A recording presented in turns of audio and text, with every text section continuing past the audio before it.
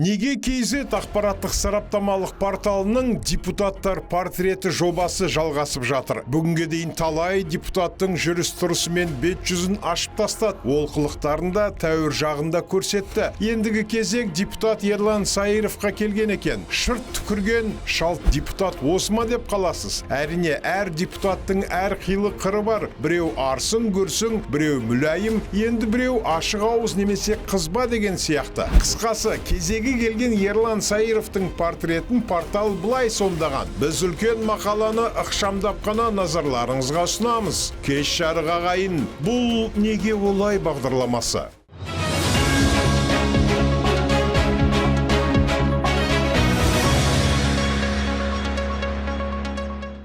Автор былай деген: мен кешегі хабар арнасындағы түкірік үшін айыппұл төледім. Заң алдында барлық азамат тең болуы керек. Бұл аксиома. Сонда ғана әділетті қоғам құрамыз деген Ерлан Саиров төленген айыппұл түбіртегінің скринін әлеуметтік желіге салып көпке көрсетті. Мәселе неден шықты? Мәжіліс депутаты тікелей эфирде бұлш еткізіп түкіре салған. Кейіпкеріміздің заң бәрімізге ортақ, айыппұлымды төледім деп есеп беріп жүргенінің себебі сол. Түкіріктің әңгімесінің сілекейдей созылуына Саировтың өзі де септесті. Екібастұзда кеше күн өте суық болды ғой деп бастаған депутат бейне мәлімдеме жасады. Ұққанымыз, күн суық болған, аяз қақап тұрған, адамдар тоңып тұрған. Міне сол кезде көмейден бері жылжыған қоймалжың сұйық ерінен сылп ете қалған ғой қысқасы. Бұлай қарасаңыз, мұнда тұрған бәленде ештеңе жоқ. Ауызға келген түкірік қайта жұтсаң мәкрух деген рас сөз. Тікелей эфирде тұр екенмін деп шығатын жеріне кеп қалған түкірікті қайта жұтып жіберу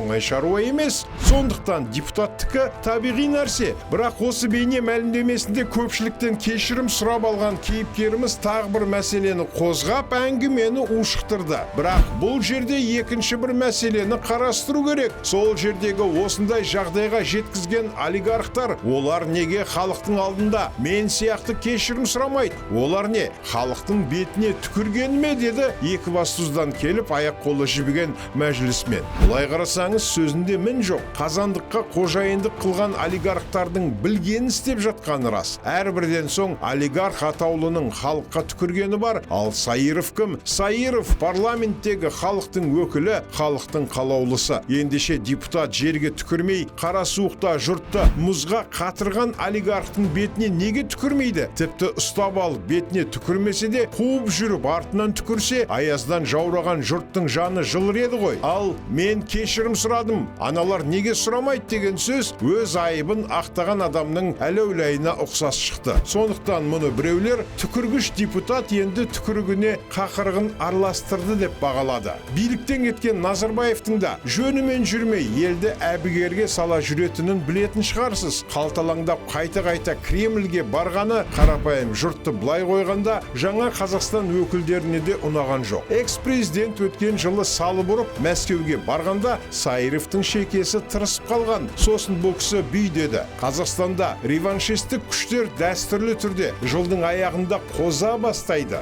Нұрсұлтан Әбішұлы Назарбаев шетелге шығып келсе, ел ішінде әртүрлі ақпараттық, саяси дүмпулер болуы дәстүрге айналып отыр. Бұл да шындық. Міне, Назарбаев Ресейге жол тартыпты. Бұл нені білдіреді? Егер назар аударсақ, 2 айда Қазақстан ішінде мемлекетке, нақты Қасым-Жомарт Тоқаевқа қарсы ақпараттық шабуылдарда болып жатыр. Бұл тенденцияны саяси соқыр ғана көрмей отырған шығар. Реваншистер Қазақстандағы әрбір оқиғаны мемлекетке қарсы пайдалануға тырысып отыр. Өткен 2 айдың ішінде Қазақстанға іштен де, сырттан да ақпараттық шабуыл үдеп барады. Бұл сол қаңтардағы жеңіліс үшін реваншистердің өш алуға тырысуы. Реваншист деген сөздің фашист дегендей сұрқия естілетіні рас. Бірақ Саиров айтқан реваншистердің кімдер екен ешкім әлі ұққан жоқ. Өйткені реваншистер туралы Саировтың қисыны Назарбаевтың сапарынан кейін айтылды. Демек, реваншистердің басында басқа емес, Назарбаевтың дәл өзі тұруы мүмкін. Егер осыған келіссеңіз, Саировтың келесі байламына назар аударыңыз. Қаңтардағы жеңіліс үшін реваншистердің өш алуға тырысуы. Бұл нені білдіреді?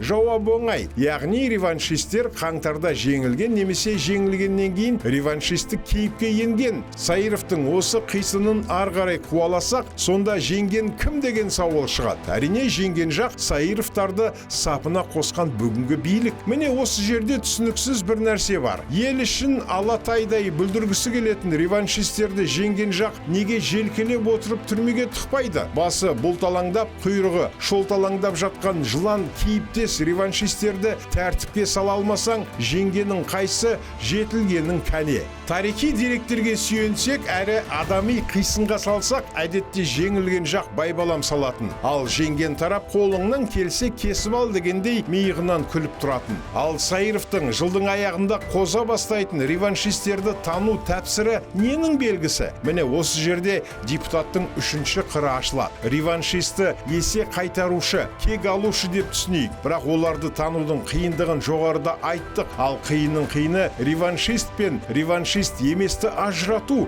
Өйткені Назарбаевтың дәуірінде жоғарғы биліктің түрлі қызметінде жүріп, президентті мақтап мадақтамаған адам кемде-кем. Олардың барлығы да кезінде Назарбаевқа адал қызмет етіп жүрмін деп ашық айтқан. Міне солардың кемінде 50-60% бүгінгі биліктің сапында жүр. Сонда осылардың барлығы да реваншистер ме? Әлде жеңген жақтың жалауын көтеріп жүретін күнбағарлар ма? Бір тәуірі біздің кейіпкеріміз 30 жылдық кезеңнің маздаған отына толық қақталып үлгерген жоқ. Әр жылдары жарияланған Назарбаевтың бітпейтін жолдауларына сипай қамшылап, мақтау айтқаны болмаса ашық жағымпаздыққа бармады. Оның бір себебі парламенттік әлемге Тоқаевтың тұсында келді. Бірақ бұл Назарбаевтың қитығып тізгіннің бір ұшын берсе, бір ұшын бермей жүрген кезі еді. Саировтың саясаткерлігі шығар, мәжіліске алғаш келгенде өгізді де өлтірмей, арбаны да сындырмай әдемі жол тапты. Маған Нұр Отан партиясынан мәжіліске еңбек ету мәртебесі бұйырып, сенім артылды. Осы орайда Нұр Отан партиясының төрағасы елбасы Нұрсұлтан Әбішұлы Назарбаевқа партияның саяси менеджментіне көрсеткен жоғары сенімі үшін алғысымды білдіргім келеді деген Саиров мойын бұрған жағына толық құлап кетпей қайта тіктелді де Қазақстан Республикасының президенті Қасым Жомарт Тоқаев атап өткендей, біз жұмыс орындарының қысқаруына, кәсіпорындардың жабылуына жол бермеуіміз қажет. Біз адам игілігі мен еліміздің әрбір азаматы үшін